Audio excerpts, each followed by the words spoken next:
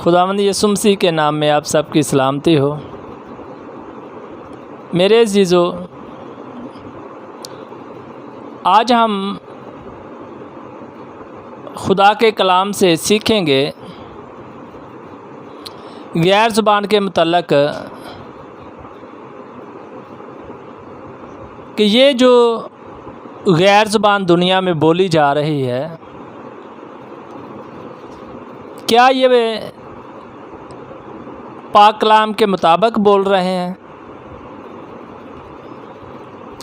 जो पाक कलाम में जिस ज़ुबानों का ज़िक्र है, ये वही ज़ुबानें बोली जा रही हैं या कोई और बोली बोल रहे हैं?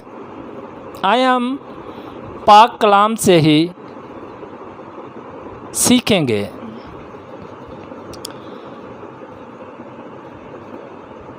रसूलों के अमाल दूसरा बाब उसकी पहली आयत से पढ़ते हैं, जहाँ से मेरे अज़ीज़ों रूहुल कुद्दस पहली दफ़ा 120 की जमात पर नाज़ल हुआ। तो यहाँ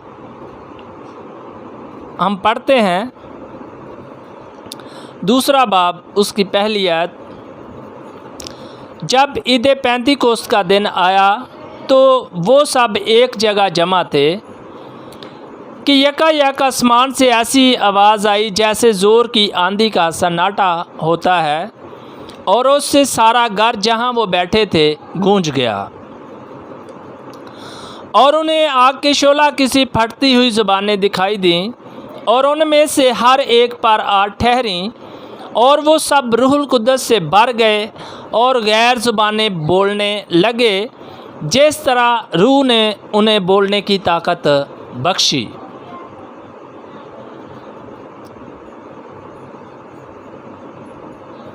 पाँच आयत, और हर कौम में से जो आसमान के तले है खुदा तरस यहूदी यरूशलेम में रहते थे। जब ये आवाज़ आई तो भीड़ लग गई और लोग दंग हो गए, क्योंकि हर एक को यही सुनाई देता था कि ये मेरी ही बोली बोल रहे हैं। और सब हैरान और मुतवज्जब होकर कहने लगे, देखो ये बोलने वाले क्या सब गलीली नहीं? फिर क्यों कर हम में से हर एक अपने अपने वतन की बोली सुनता है? मेरे अज़ीज़ों, यह हम देखेंगे कि 120 की जमात गैर ज़ुबानें बोल रहे हैं, गैर ज़ुबानें बोल रहे हैं।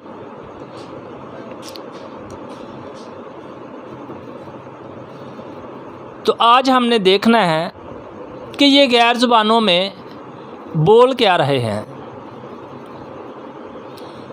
हमने पढ़ा है 5 आयत से,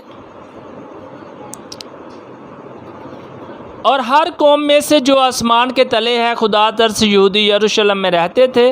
जब ये आवाज़ आई तो भीड़ लग गई और लोग दंग हो गए, क्योंकि हर एक को यही सुनाई देता था कि ये मेरी ही बोली बोल रहे हैं।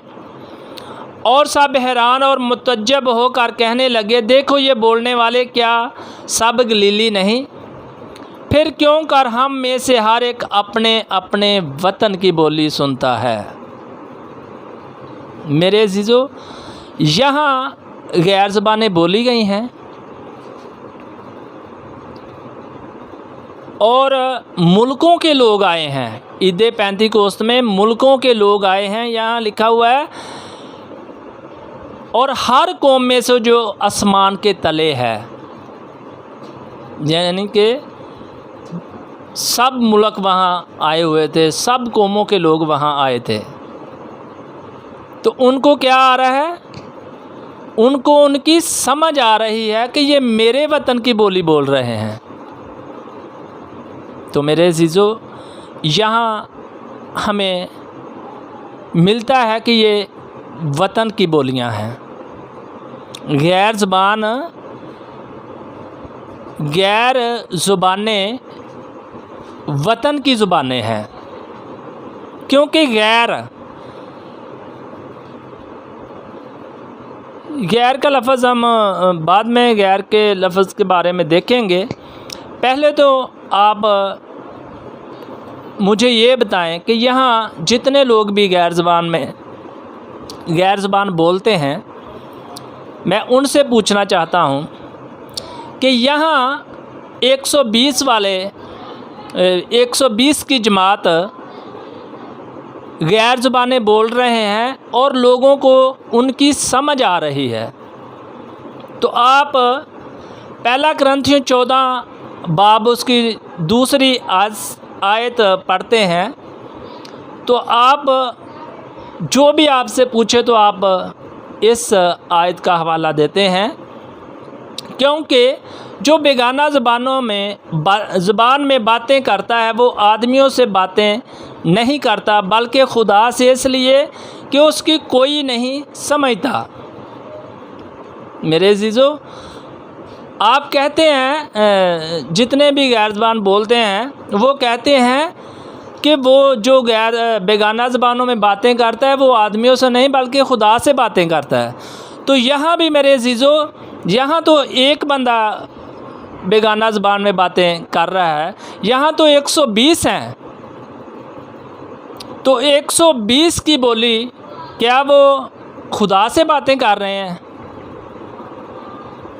मेरे अज़ीज़ों, यहाँ लोगों को उनकी समझ आ रही है। यहाँ आप कहते हैं, मैं आपको पहला कुरिन्थियों 14 बाब की दूसरी आयत भी आपको समझाऊंगा। यहाँ पहले आप ये मुझे बताएं कि यहाँ लिखा है कि यहाँ आप कहते हैं कि जो बेगाना ज़बान में बातें करता है वो आदमियों से नहीं बल्कि खुदा से बातें करता है।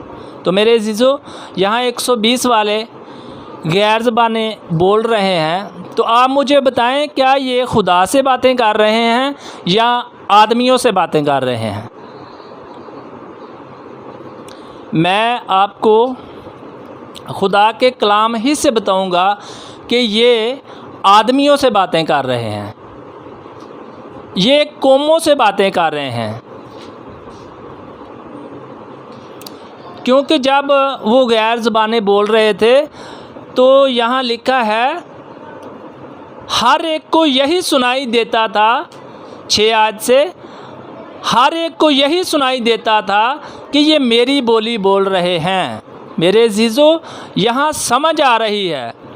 आप कहते हैं पहला कुरिन्थियों 14 बाब दूसरी आयत से कि जो बेगाना ज़बान में बातें करता है वो आदमियों से नहीं बल्कि खुदा से बातें करता है।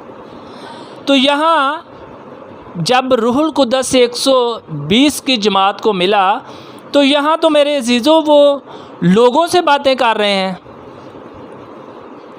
क्योंकि लोगों को उनकी समझ आ रही थी कि क्या बोल रहे हैं।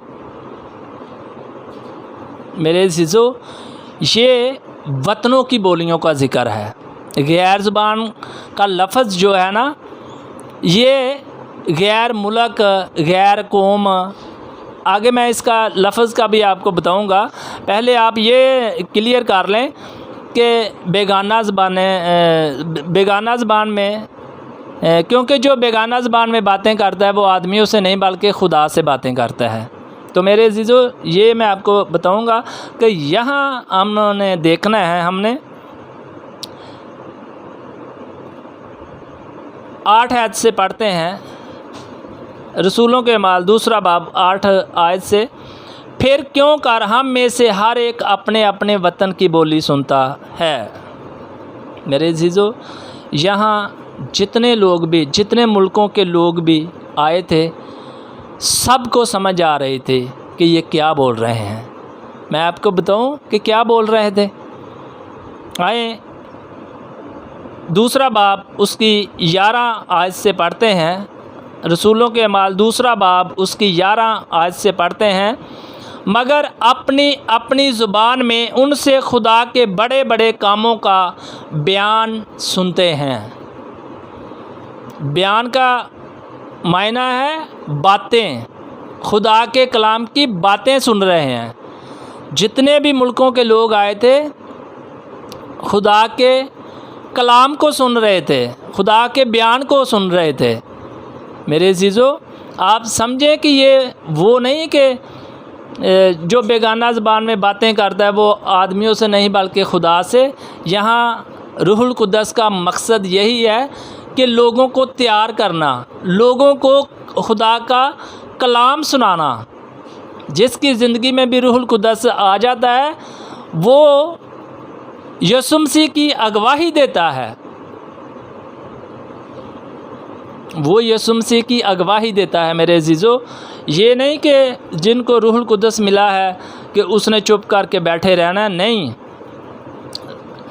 उनको गैर ज़बानें दी ही कलाम सुनाने के लिए गई थी। क्योंकि बाइबल में जहाँ जहाँ भी ज़िक्र आया है कि रूहुल कुद्दस जिस जगह पर भी रूहुल कुद्दस नाज़िल हुआ है, जिनको गैर ज़बानें तरह तरह की ज़बानें मिली हैं, वहाँ भी खुदा का कलाम सुनाया गया है लोगों की ज़बानों में। गैर ज़बानें ये ऊपर से नहीं आई। आए हम देखते हैं गैर का लफ्ज़।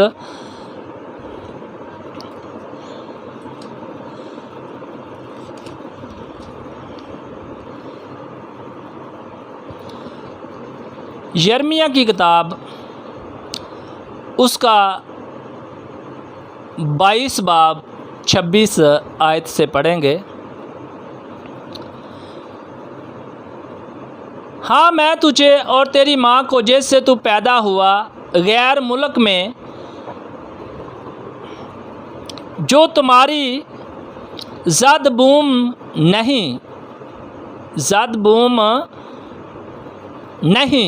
नहीं है। मेरे अज़ीज़ों, यहाँ हमने लेना है लफ्ज़ गैर मुल्क। क्या लफ्ज़ आया है? गैर मुल्क, यानी कि ये दुनिया का ज़िक्र आया है, क्योंकि मुल्क तो दुनिया में है, ये गैर मुल्क है। तो आए हम गैर से शुरू करते हैं। अगर ये गैर मुल्क है तो इस मुल्क में रहने वाले भी हमारे लिए गैर हैं, तो इनकी ज़ुबानें भी गैर हैं। आए हम देखते हैं रसूलों के अमाल 11 बाब उसकी पहली आयत से।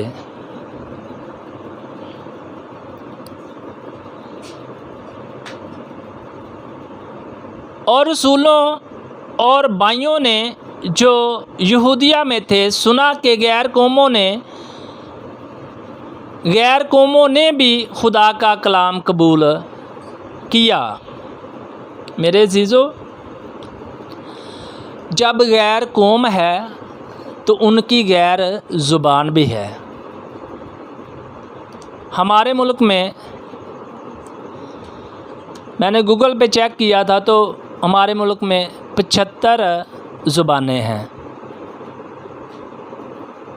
बहुत सी कौमें हैं तो उनकी अलग-अलग ज़ुबानें हैं।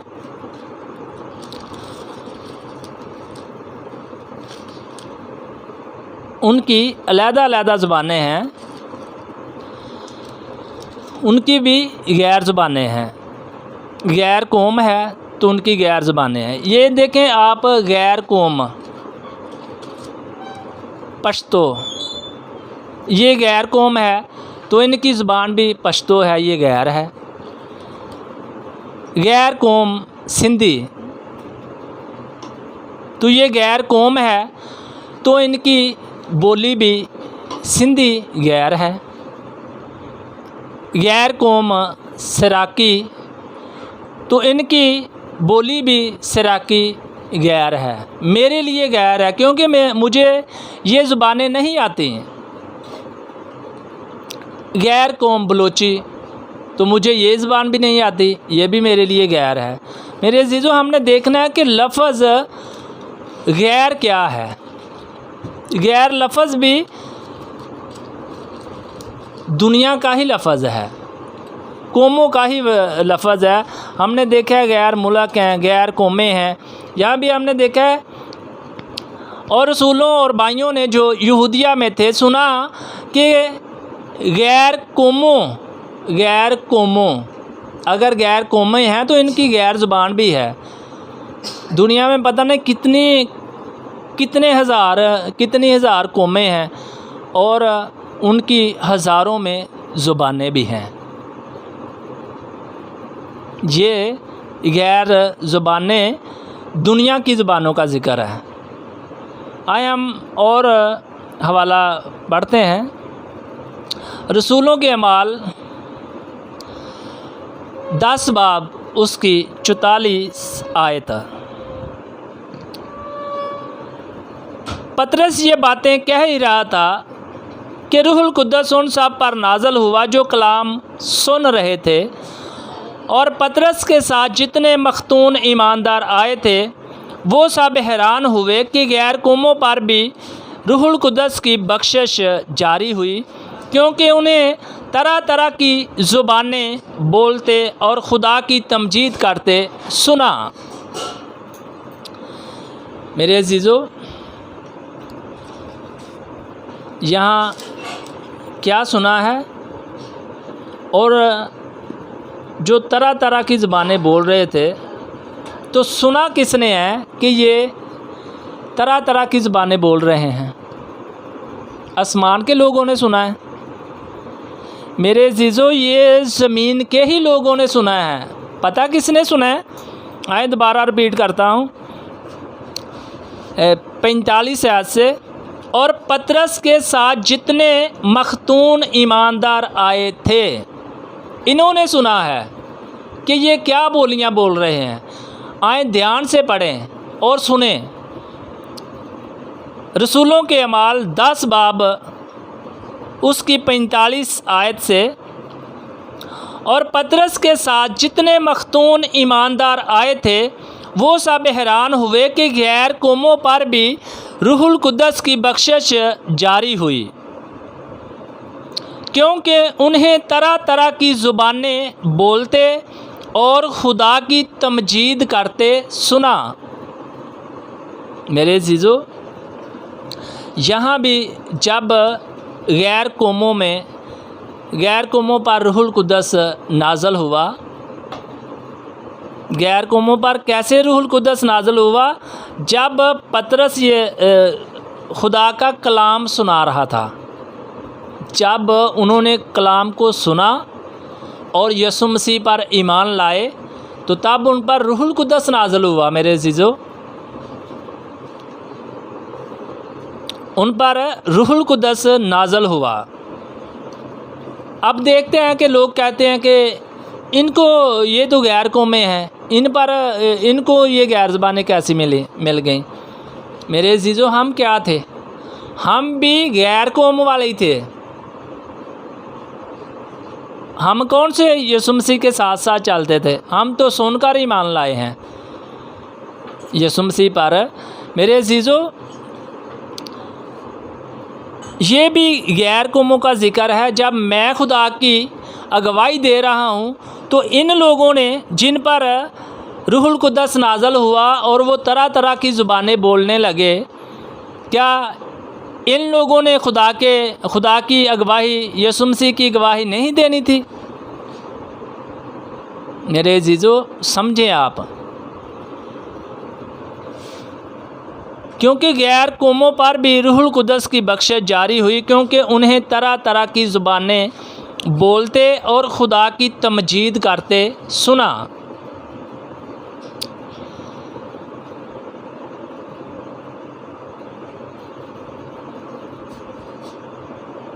मेरे अज़ीज़ों, यहाँ तमजीद का लफ्ज़ देखें। तमजीद के मायने है खुदा की बुज़ुर्गी बयान करना। यहाँ भी गैर ज़ुबानें, यहाँ तरह तरह की ज़ुबानें बोली गई हैं। यहाँ बेगाना ज़बान का या गैर ज़बान का ज़िक्र नहीं आया। यहाँ सिर्फ़ आया है तरह तरह की ज़ुबानें, यानी कि कोई पश्तो बोल रहा है, इंग्लिश बोल रहा है, फ़ारसी बोल रहा है, इब्रानी बोल रहा है। ऐसा ऐसा ज़िक्र आया है, तरह तरह का, अलहदा अलहदा का ज़िक्र आया है मेरे अज़ीज़ों। ये भी तो तरह तरह की ज़ुबानें बोल रहे हैं। और जितने मखतून ईमानदार आए थे उनको समझ आ रही थी कि ये खुदा की तमजीद कर रहे हैं, ये नहीं कि उनको समझ नहीं आ रहे थे। जैसे आप कहते हैं कि पहला ग्रंथियों 14 बाब 2 आयत में लिखा है। मेरे अज़ीज़ों, नहीं, जहाँ जहाँ भी पाक कलाम में गैर ज़बानें बोली गई हैं, हवाले बहुत ज़्यादा, मैंने बहुत ज़्यादा हवाले नोट किए हैं। तो अगर आपने मेरे साथ बात करनी होगी तो मैं अपना नंबर स्क्रीन पर शो करूँगा, आप कर लेना। मेरे अज़ीज़ों, यहाँ सारी ज़बानों का ज़िक्र जो भी आया है ना, वतनी ज़बानों का ज़िक्र है, ना कि ये आप कहते हैं कि ये खुदा की ज़ुबानों का। मेरे अज़ीज़ों, ज़ुबानें उनको मिली ही खुदा के कलाम, खुदा का कलाम सुनाने के लिए थी, क्योंकि वो तो गलील के लोग थे, उनको सारी ज़मीन की इंतहा तक जाना था। तो ज़मीन की इंतहा तक तो बहुत ज़्यादा ज़ुबानें थीं, ज़मीन की इंतहा तक बहुत ज़्यादा ज़ुबानें थीं। तो उनको ये ज़ुबानें खुदा के कलाम, खुदा का कलाम सुनाने के लिए मिली थीं, यीशु मसीह की अगवाही देने के लिए मिली थीं। आए हम एक हवाला और पढ़ते हैं, रसूलों के अमाल 15 बाब उसकी 7 आयत से। गैर कौमें मेरी ज़ुबान से खुशखबरी का कलाम सुनकर ईमान लाईं। पलूस रसूल क्या कह रहे हैं कि गैर कौमें, रसूल क्या कह रहे हैं, गैर कौमें मेरी ज़ुबान से खुशखबरी का कलाम सुनकर ईमान लाईं। अमाल 13 बाब उसकी 48 आयत से भी पढ़ते हैं, गैर कौम वाले ये सुनकर खुश हुए और खुदा के कलाम की बड़ाई करने लगे। गैर कौमों वाले यीशु मसीह की गवाही सुन के तो यीशु मसीह दे कलाम दी बड़ाई, उहदे गल्लां दी बड़ाई, तारीफ़ करन लग पे। मेरे अज़ीज़ों, जब गैर कौमों को उनकी ज़बान में कलाम सुनाया गया तो वो यीशु मसीह पर ईमान लाए। तो ये था गैर ज़बान के मुतल्लक़। गैर ज़बान के मुतल्लक़ और भी काफ़ी लफ्ज़ हैं जो गैर कौमें हैं, गैर मुल्क हैं, गैर मबूद हैं। मेरे अज़ीज़ों, ये नहीं कि ये लफ्ज़ गैर आया है तो ये बस ये कह दें कि गैर का लफ्ज़ आया तो ये दुआ करनी है, तो ये खुदा से बातें करनी है, ऐसा नहीं है। आप खुदा के कलाम की सही तालीम दें, जैसे लिखा है वैसे दुनिया को बताएं। मेरे अज़ीज़ों, एक दिन यीशु मसीह के सामने हाज़िर होना है, इसका हिसाब देना है, क्योंकि पाक कलाम में लिखा है तुम जो उस्ताद हो ज़्यादा मार खाओगे। तो मेरे अज़ीज़ों, आप समझें, आप ख़ुद भी ये ज़ुबानें मत बोलें और दूसरों को भी मना करें कि ये ज़ुबानें पाक कलाम में नहीं। वतनी ज़बानों का ज़िक्र है, वतनी ज़बानों का ज़िक्र है, जिस ज़बान का तर्जमा है वो ज़बान का ज़िक्र है।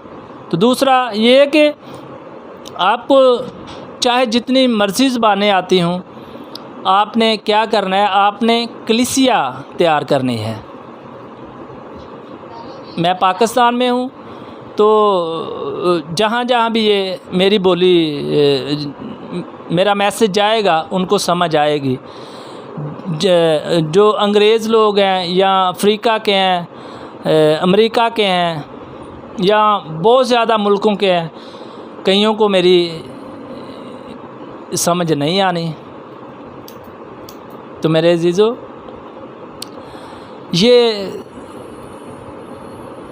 सारी बोलियां जो हैं वतन की बोलियां हैं, तो आप इनको प्लीज़ समझें और खुदा के कलाम को बढ़ा चढ़ा कर ना बोलें। आए हम चलते हैं पहला कुरिन्थियों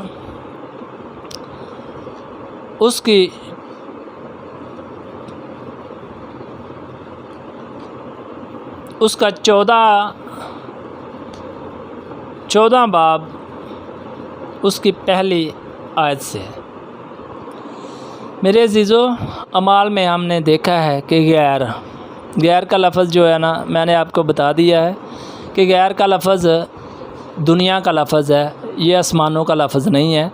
ये आसमानों पर बोला जाता है, ये दुनिया में बोला जाता है। गैर कौमें हैं, गैर औरतें हैं, गैर मबूद हैं, ये दुनिया का लफ्ज़ है। तो दुनिया की ज़बानें हैं गैर ज़बान, दुनिया की गैर ज़बानें हैं। तो आप प्लीज़ इसको समझें और इस पर अमल करें। जैसे ये ज़ुबानें लिखी हैं यही बोलें, ना कि वो दूसरी जिनकी समझ नहीं है। आइए हम देखते हैं पहला कुरिन्थियों 14 बाब उसकी पहली आयत से, हम यहाँ से भी देखते हैं। मोहब्बत के तालब हो और रूहानी नेमतों की भी आरजू रखो, खुसूसन इसकी के नबूवत करो, क्योंकि जो बेगाना ज़बान में बातें करता है वो आदमियों से बातें नहीं करता बल्कि खुदा से, इसलिए कि उसकी कोई नहीं समझता, हालांकि वो अपनी रूह के वसीला से वेद की बातें कहता है। वेद की बातें कहता है। मेरे अजीज़ों, यहाँ हमने देखना है, पहले तो हम देखेंगे लफ्ज़ बेगाना। क्या ये बेगाना लफ्ज़ खुदा से बातें करना है? मेरे अजीज़ों, क्या ये लफ्ज़ आया है? क्योंकि जो बेगाना ज़बान में बातें करता है वो आदमियों से बातें नहीं करता बल्कि खुदा से, इसलिए कि उसकी कोई नहीं समझता, हालांकि वो अपनी रूह के वसीला से वेद की बातें कहता है। यहाँ तो पहले हम देखेंगे बेगाना लफ्ज़ कि ये बेगाना लफ्ज़ आया है। तो आप कहते हैं कि ये जो जितने लोग भी गैर ज़बान में ये दुआ करते हैं या जो भी बोलते हैं वो तारा बारा शाला वाली ज़बान, आप ये समझते हैं कि ये बेगाना का लफ्ज़ आया है तो ये ज़बान बन गई है? नहीं मेरे चीज़ों, आए देखते हैं, मेरे साथ निकालें इमसाल की किताब उसका 6 बाब उसकी 24 आयत से।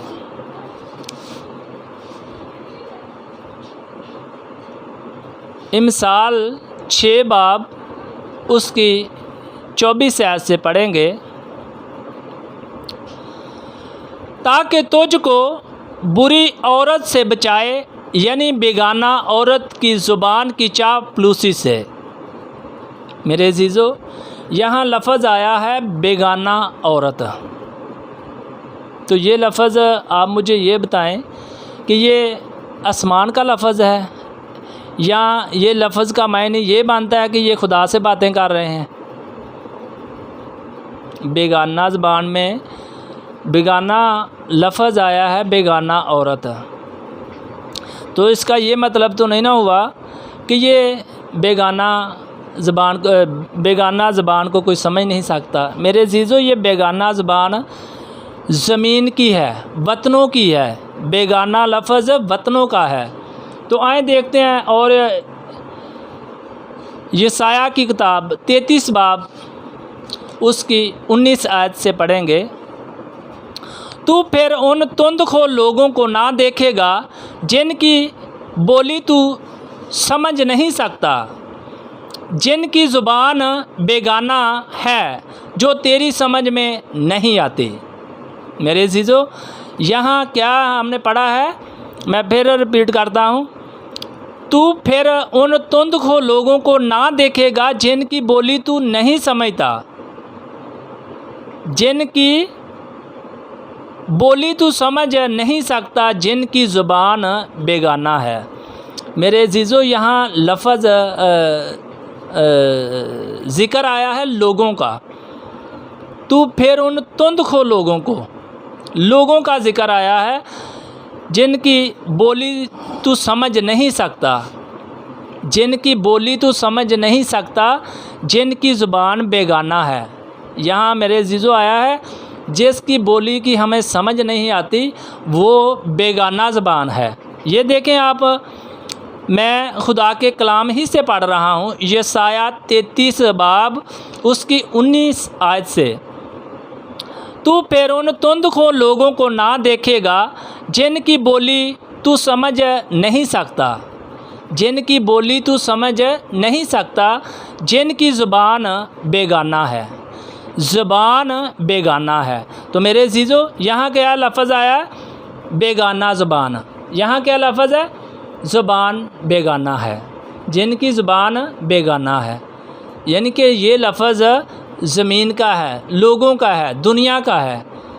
तो मेरे अज़ीज़ों, आए हम और भी पढ़ते हैं। हिज़किय्येल 47 बाब उसकी 23 आयत से पढ़ते हैं।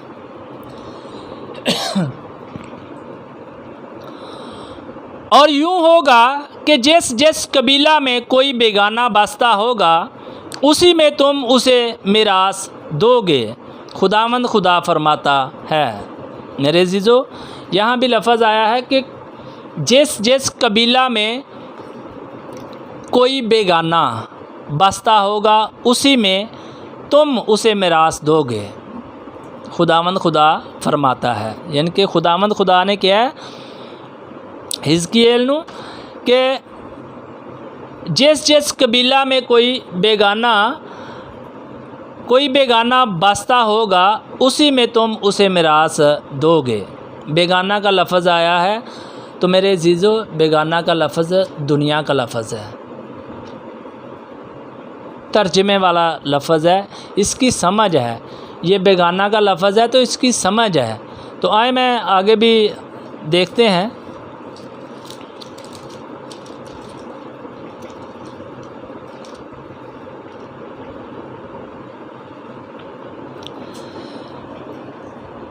हवाले तो और भी बहुत ज़्यादा हैं, जैसे पैदाइश 35 बाब 2 उसकी दूसरी आयत से है।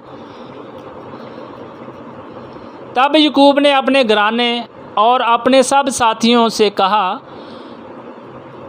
बेगाना देवताओं को जो तुम्हारे दरमियान हैं दूर करो। यहाँ भी बेगाना देवताओं लिखे हैं।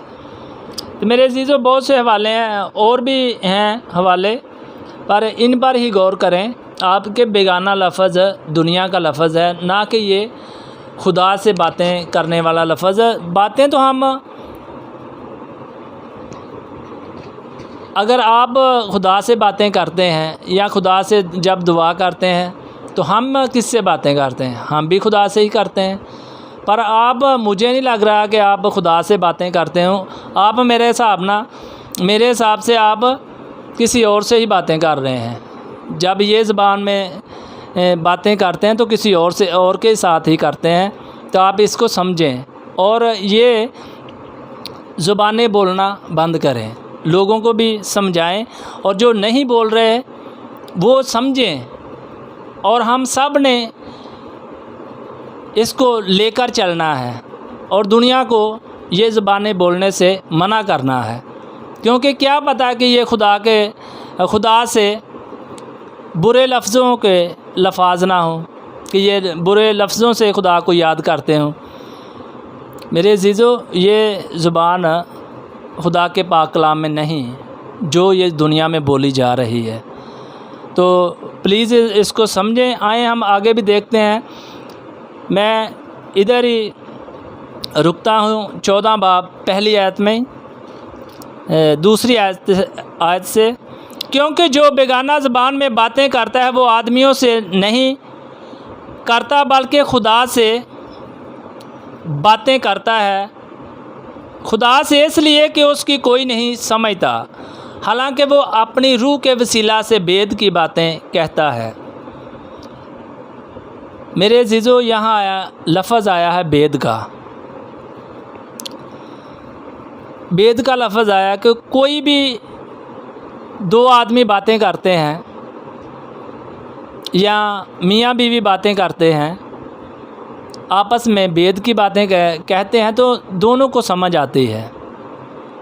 दोनों को समझ आती है कि मैं क्या कह रहा हूँ या वो क्या कह रहे हैं। ये तो वेद हुआ। ये एक ऐसा वेद है कि ख़ुद को भी नहीं पता कि क्या कह रहा हूँ। कहते हैं हमने छोड़ दिया, बस खुदा को पता है कि क्या कहा है। मेरे अज़ीज़ों, ये वेद नहीं। आगे भी हम देखते हैं कि अगर वेद की बातें हैं तो पौलुस रसूल ने वेद खोलने के लिए तर्जमे का क्यों ज़िक्र किया है। ये भी आप समझें कि वेद को खोलने के लिए तर्जमे का क्यों ज़िक्र किया है। आए हम आगे देखते हैं। तो मेरे अज़ीज़ों, मैं आपको ये समझा दूं, क्योंकि जो बेगाना ज़बान में बातें करता है वो आदमियों से नहीं बल्कि खुदा से बातें करता है, इसलिए कि उसकी कोई नहीं समझता। मेरे अज़ीज़ों, इसलिए कि उसकी कोई नहीं समझता। मैं आपको बताऊं कि मैंने यूट्यूब पे बहुत से पास्टर देखे और सुने हैं जिनकी बोली भी नहीं मुझे समझ आती, जो दुआ करते हैं उसकी भी नहीं समझ आती। ये वो ज़मीनी ज़बानों का ज़िक्र है। जो अंग्रेज़ हैं वो दुआ करेगा, मुझे तो समझ नहीं आएगी।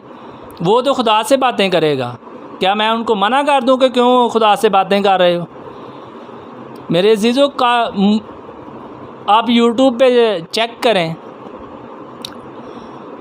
आप देखें कि कैसे पास्टर अलग-अलग ज़ुबानों में खुदा के कलाम का प्रचार कर रहे हैं, उसकी अगवाही दे रहे हैं, उसके नाम को जलाल दे रहे हैं। मेरे अज़ीज़ों, वो तो खुदा से बातें करते हैं कि क्या मैं उनको कहूँ कि नहीं आप खुदा से बातें नहीं कर रहे। ये टॉपिक का ये मतलब है कि जो गैर ज़बान में बातें करता है वो आदमियों से नहीं बल्कि खुदा से करता है। तो यूट्यूब पे आप देखें, उनकी ज़ुबान की आपको समझ नहीं आएगी कि वो दुआ भी कर रहे हैं, आपको समझ नहीं आएगी। तो वो तो खुदा से बातें कर रहे हैं। ये इसका ज़िक्र है। तो आगे भी हम देखते हैं। लेकिन जो नबूवत करता है वो आदमियों से तरक्की और नसीहत और तसल्ली की बातें कहता है। जो बेगाना ज़बान में बातें करता है वो अपनी तरक्की करता है, और जो नबूवत करता है वो कलीसिया की तरक्की करता है। मेरे अज़ीज़ों, यहाँ लफ्ज़ आया है कि जो बेगाना ज़बान में बातें करता है वो अपनी तरक्की करता है। वो अपनी तरक्की करता है।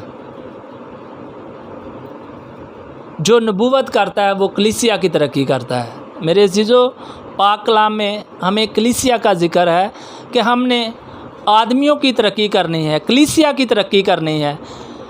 अपनी तरक्की तो मेरे अज़ीज़ों ऐसे ही होती है कि जैसे मुझे 10-20 ज़ुबानें आती हैं तो मैं तो ये कहूँगा कि मुझे ये ज़बान भी आती है, वो ज़बान भी आती है, ये भी आती है। मेरे अज़ीज़ों, आए हम देखते हैं। ये सारा ज़िक्र वतनी ज़बानों का ज़िक्र है। तो आप खुदा के कलाम को समझें। मेरे अज़ीज़ों, यहाँ भी हम पढ़ते हैं पहला कुरिन्थियों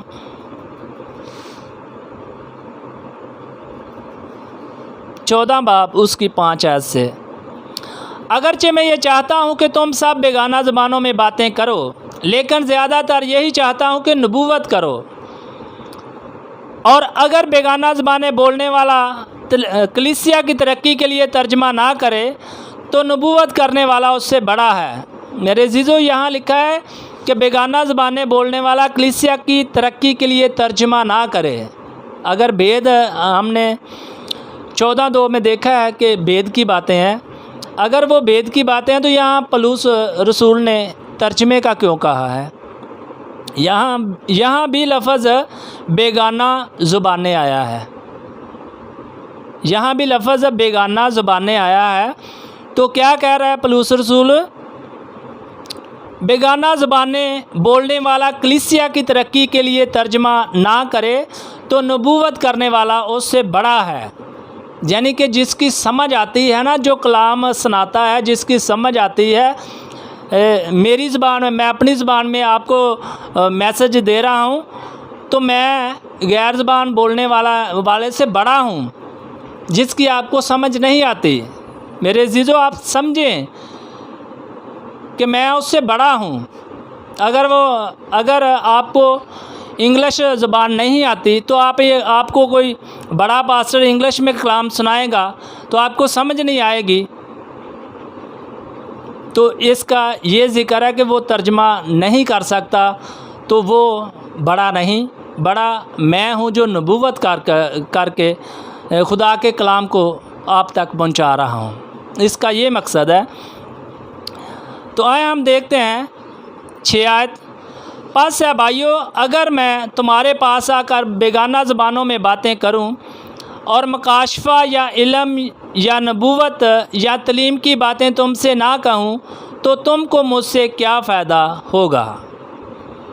यहाँ भी पलूस रसूल साहब कह रहे हैं,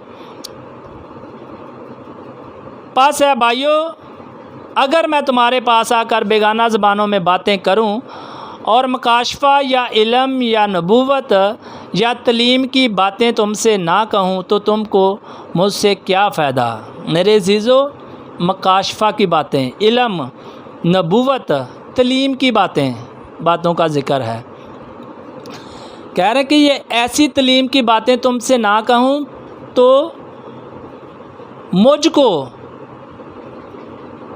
तो तुमको मुझसे क्या फ़ायदा होगा।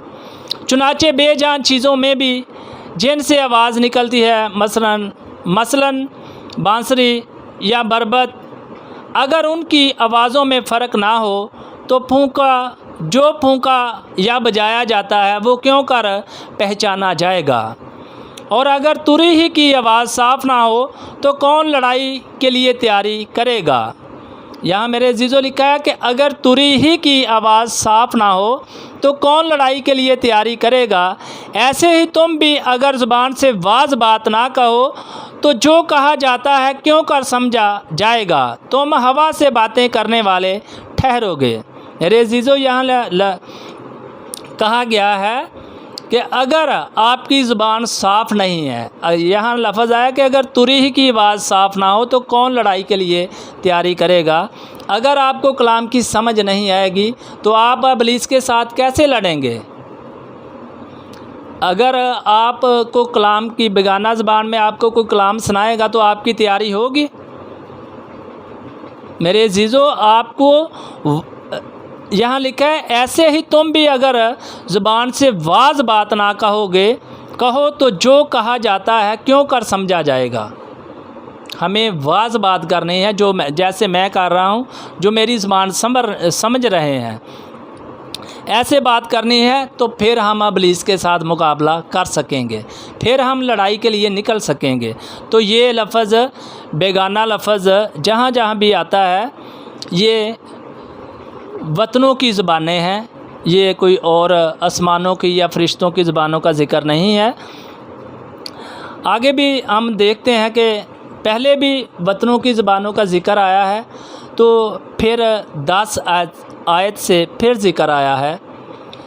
दुनिया में ख्वाह कितनी ही मुख्तलिफ़ ज़बानें हों, उनमें से कोई भी बेमानी ना होगी, उनमें से कोई भी बेमानी ना होगी।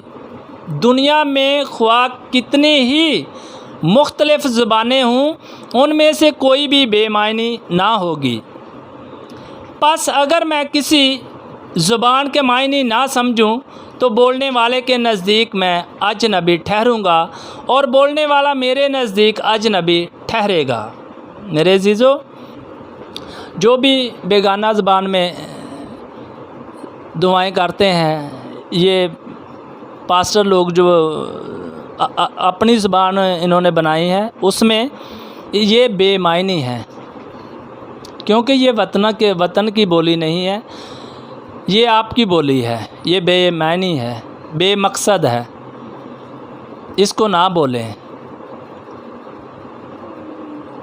क्योंकि मैं पहले भी आपको बता चुका हूँ कि इस ज़बान में क्या आप समझें कि जब आपको इसकी समझ ही नहीं तो क्या पता आप खुदा को गालियाँ नहीं दे रहे।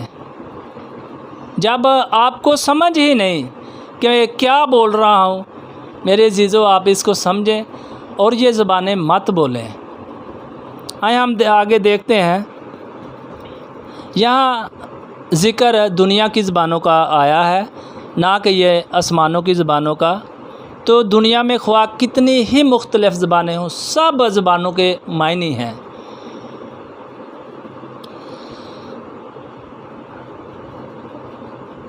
आए हम देखते हैं 12 आयत से बस तुम जब रूहानी नेमतों की आरज़ू रखते हो तो ऐसी कोशिश करो कि तुम्हारी नेमतों की फरमानी से कलीसिया की तरक्की हो। मेरे अज़ीज़ों, किसकी तरक्की हो? तुम्हारी नेमतों की, हमारी नेमतों की फरमानी से किसकी तरक्की हो? कलीसिया की। यहाँ लिखा है कि जो बेगाना ज़बान में बातें करता है वो अपनी तरक्की करता है, उसकी अपनी तरक्की होती है। तो तुम्हारी नेमतों की फरमानी से कलीसिया की तरक्की हो। जब कलीसिया को कलाम सुनाएंगे तो फिर ही उनकी तरक्की होगी ना, फिर ही कलीसिया तैयार होगी ना। मेरे अज़ीज़ों, आगे देखते हैं, कलीसिया की तरक्की हो। इस सबब से जो बेगाना ज़बान में बातें करता है वो दुआ करे कि तर्जमा भी कर सके। यहाँ लिखा है कि आगे पढ़ते हैं 14 आयत, इसलिए कि अगर मैं किसी बेगाना ज़बान में दुआ करूं तो मेरी रूह तो दुआ करती है मगर मेरी अक्ल बेकार है। बस क्या करना चाहिए? मैं रूह से भी दुआ करूंगा और अक्ल से भी दुआ करूंगा, रूह से भी गाऊंगा और अक्ल से भी गाऊंगा। वरना अगर तू रूह ही से हमद करेगा तो नवाकफ़ आदमी तेरी शुक्रगुजारी पर आमीन क्यों कर कहेगा, इसलिए कि वो नहीं जानता कि तू क्या कहता है। तू तो बेशक अच्छी तरह से शुक्र करता है मगर दूसरे की तरक्की नहीं होती। मेरे अज़ीज़ों, यहाँ हमने पढ़ा है पहले तो इसलिए कि 14 आयत, इसलिए कि अगर मैं किसी बेगाना ज़बान में, ऊपर 13 आयत से पढ़ते हैं, इस बात से जो बेगाना ज़बान में बातें करता है वो दुआ करे कि तर्जमा भी कर सके। मेरे अज़ीज़ों, यहाँ लिखा है इस बात से जो बेगाना ज़ुबान में बातें करता है, यानी कि जो बेगाना ज़बान में खुदा का कलाम सुना रहा है वो दुआ करे कि तर्जमा भी कर सके, वो दुआ करे कि तर्जमा भी कर सके। तो मेरे अज़ीज़ों, यहाँ बातों का ज़िक्र है, यहाँ दुआ का ज़िक्र है। तो आप समझे कि बातें खुदा का कलाम, जहाँ जहाँ भी मैंने आपको पहले भी बताया है कि हवाले मैंने नोट किए हैं, पर इतना टाइम बहुत ज़्यादा हो जाएगा, इसलिए मैंने हवाले जो है ना वो छोड़ दिए हैं। नहीं तो मैंने आपको सब कुछ बताना था कि रूहुल कुदस जहाँ जहाँ भी नाज़िल हुआ था, क्या कैसे बोला गया, कलाम सुनाया गया है या दुआ की गई है। तो मेरे अज़ीज़ों, जहाँ जहाँ भी रूहुल कुदस नाज़िल हुआ है और जहाँ जहाँ भी ज़ुबानें बोली गई हैं, कलाम ही सुनाया गया है। आप पाक कलाम में पढ़ के देख लें, पढ़ के देख लें कि जहाँ जहाँ भी गैर ज़बानें बोली गई हैं खुदा का कलाम ही सुनाया गया है। इसमें दुआ का ज़िक्र कहीं भी नहीं आया कि दुआ की गई है। तो आपने जितने गैर ज़बानें बोलते हैं, मेरी आपसे यही रिक्वेस्ट है कि आप इन ज़बानों में ना बोलें और खुदा के कलाम को समझें। तो आए हम देखते हैं 14 आयत, इसलिए कि अगर मैं किसी बेगाना ज़बान में दुआ करूं तो मेरी रूह तो दुआ करती है, मेरी अक्ल बेकार है। मेरे अज़ीज़ों, ये आप देखें कि क्या लिखा हुआ है बेगाना ज़बान में, इसलिए कि अगर मैं किसी बेगाना ज़बान में दुआ करूं तो मेरी रूह तो दुआ करती है, मेरी रूह तो दुआ करती है, मगर मेरी अकल बेकार है। मेरे अज़ीज़ों, यहाँ मेरी रूह का ज़िक्र आया है, खुदा की रूह का ज़िक्र नहीं आया। यहाँ पे लिखा है कि अगर मैं बेगाना ज़बान में दुआ करूं तो मेरी रूह तो दुआ करती है, मेरी अकल बेकार है। तो मेरे अज़ीज़ों, यहाँ जो भी गैर ज़बानें बोलते हैं, यहाँ खुदा के पाक कलाम में लिखा है कि आपकी अकल बेकार है, क्योंकि आप इसका तर्जमा नहीं कर सकते, इसलिए कि यहाँ पौलुस रसूल ने कहा है कि आपकी अकल बेकार है। तो मेरे अज़ीज़ों, यहाँ आगे बढ़ते हैं कि अकल कैसे बेकार है आपकी। बस क्या करना चाहिए? मैं रूह से भी दुआ करूँगा, यानी कि गैर ज़बान में भी दुआ करूँगा और अकल से भी दुआ करूँगा, यानी कि तर्जमा भी साथ करूँगा, तर्जमे में भी दुआ करूँगा। यानी कि अकल का तो फिर ही होना है ना, बेगाना ज़बान में दुआ करूँ तो मेरी रूह तो दुआ करती है, मगर मेरी अकल बेकार है। मेरे अज़ीज़ों, यहाँ आप समझें कि यहाँ बेगाना ज़बान का ज़िक्र है कि अगर मैं बेगाना ज़बान में दुआ करूं तो आपको समझ नहीं आएगी। अगर मैं बेगाना ज़बान में दुआ करूं तो आपको समझ नहीं आएगी, इसलिए मेरी अकल बेकार है। तो अगर मैं तुम्हारी ज़बान में, अपनी ज़बान में ही दुआ करूंगा तो आपको समझ आएगी, तो मैं रूह से भी दुआ करूंगा और अकल से भी, क्योंकि आपको समझ आएगी।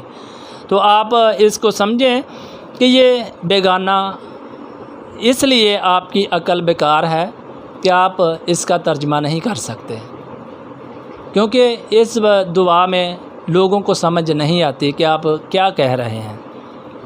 आगे देखते हैं कि आगे खुद ही आपको पता चल जाएगा कि क्या होना है।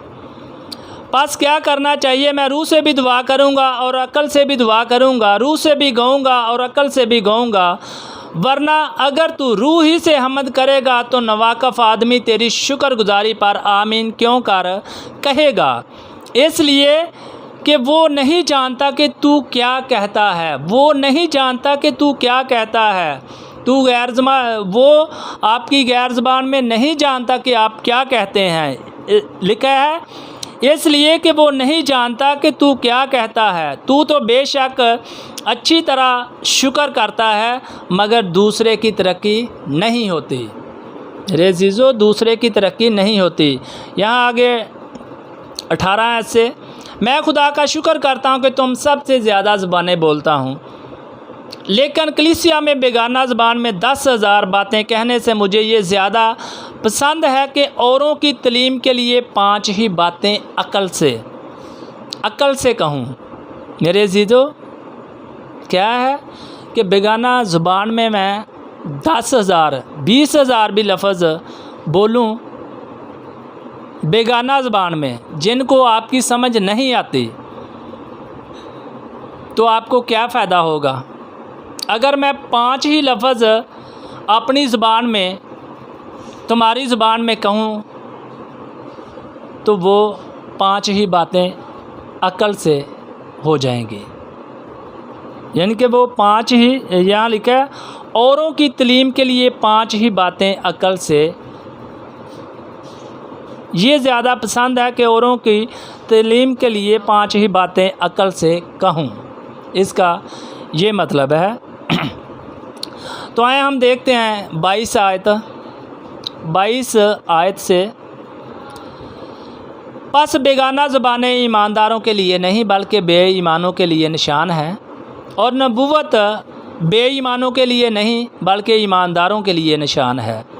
मेरे अज़ीज़ों, यहाँ ज़िक्र आया है कि ये ईमानदारों के लिए ये ज़बानें नहीं बल्कि बेईमान लोगों के लिए।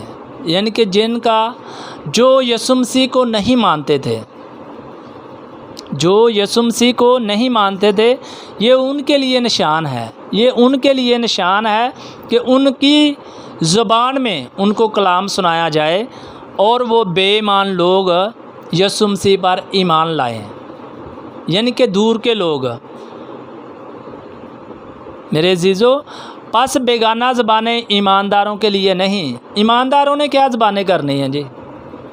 ईमानदार, मैं यीशु मसीह के साथ वफ़ादारी के साथ चलूँगा तो मैं ईमानदारों में गिना जाऊँगा। तो मैं अपनी ज़बान में तो खुदा को याद कर रहा हूँ, मैं अपनी ज़बान में तो खुदा को याद कर रहा हूँ।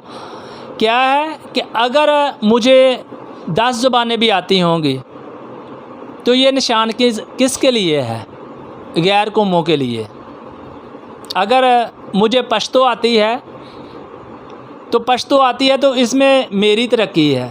क्या पश्तो आती है तो ठीक है, पश्तो आ रही है मुझे, पर निशान जब उनको उनकी ज़बान में कलाम सुनाया जाना है तो ये निशान है, तो ये निशान है।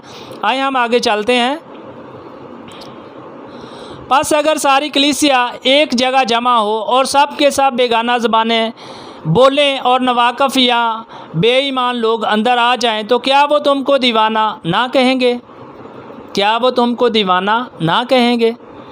सब बेगाना ज़बानें बोलें और नवाकफ़, अगर सारे बेगाना ज़बानें बोलेंगे तो अगर कोई नवाकफ़ अंदर आ जाएगा तो क्या वो तुमको दीवाना ना कहेंगे? मेरे अजीज़ों, पहले मैसेज में भी कह चुका हूँ कि हमारे महल्ले में एक पास्टर था, तो उनकी खिड़की से मैं भी उधर से गुज़र रहा था, तो उनके सामने यानी कि मुस्लिम लोग, गैर कौम वाले लोग रहते थे। तो वो गैर ज़बानें जो लोग बोल रहे हैं, वो बोले जा रहा है इतनी ऊंची ऊंची आवाज़ में। तो मेरे अजीज़ों, वो पता क्या कह रहा है? लोग इकट्ठे उधर हो गए उनकी खिड़की के सामने कि ये क्या हो गया इनको। मैं आपको सच्ची बात बता रहा हूँ। तो वो उनका हमसाया जो मुस्लिम भाई था, वो कहता है कि ये पागल हो गए हैं। तो मेरे अजीज़ों, वो कहता है कि ये पागल हो गए हैं। अगर ये अक्ल से चलते और खुदा के कलाम की बातें, वो बातें करते जो उनकी समझ में आती, तो मेरे अजीज़ों, खुदा की बड़ाई होनी थी। यहाँ खुदा की बड़ाई होनी थी और उन्होंने भी कहना था कि ये लोग इबादत कर रहे हैं। मेरे अजीज़ों, आप इसको समझें कि हर एक को समझ आनी चाहिए। सारी कौमों को जैसे भी हो, जैसी भी ज़बान बोलनी हो, उनको समझ आनी चाहिए। मेरे अजीज़ों, मेरी आपसे यही रिक्वेस्ट है कि सबको समझ आनी चाहिए।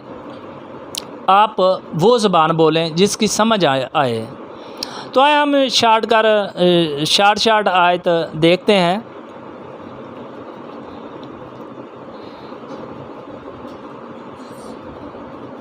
छब्बीस आयत से पढ़ते हैं। बस या भाइयों, क्या करना चाहिए? जब तुम जमा होते हो तो हर एक के दिल में मज़ामूर या तलीम या मुकाशफा या बेगाना ज़बान या तर्जमा होता है। सब कुछ रूहानी तरक्की के लिए होना चाहिए। अगर बेगाना ज़बान में बातें करना हो तो 2-2 या ज़्यादा से ज़्यादा 3-3 शख्स बारी बारी से बोलें और एक शख्स तर्जमा करे। मेरे अजीज़ों, यहाँ कन्वेंशन, मैं सियालकोट का हूँ, यहाँ सियालकोट में कन्वेंशन जब होती है तो काफ़ी अंग्रेज़ लोग भी आते हैं। तो हम कन्वेंशन पे जाते थे, तो पहले एक बोलता है, खुदा के कलाम को सुनाता है, तो एक तर्जमा करता है, वही आदमी तर्जमा करता है, फिर दूसरा आता है तो फिर तर्जमा होता है, जब तीसरा आता है तो फिर तर्जमा होता है। ये वो है कि 2-2 या 3 ज़्यादा से ज़्यादा 3-3 शख्स बारी बारी से बोलें और एक शख्स तर्जमा करे। तो यहाँ भी मेरे अज़ीज़ों तर्जमे का ज़िक्र है। और अगर कोई तर्जमा करने वाला ना हो तो बेगाना ज़बान बोलने वाला कलीसिया में चुपका रहे और अपने दिल से और खुदा से बातें करे। मेरे अज़ीज़ों, आज जितने भी खुदा के मैंने आपको बातें बताई हैं वो सब खुदा के कलाम से ही मैंने बोली हैं। तो आप मेरे अज़ीज़ों समझें कि ये ज़बानें जितना भी ज़िक्र है सारा वतनों की ज़बानों का ज़िक्र है। मेरे अज़ीज़ों, आप जितने लोग भी इस मैसेज को सुन रहे हैं ज़्यादा से ज़्यादा शेयर करें ताकि सब लोग खुदा के कलाम के मुताबिक चलें, ना कि पास्टरों के मुताबिक नहीं, खुदा के कलाम के मुताबिक चलें। आप चेक करें पास्टरों को, आप मुझे भी चेक करें क्या मैंने खुदा के कलाम से बाइबल से मैंने बोला है या बाइबल से बाहर बोला हूँ। आप मुझे भी चेक करें, सबको चेक करें कि खुदा के कलाम की ये सही तालीम दे रहे हैं कि नहीं।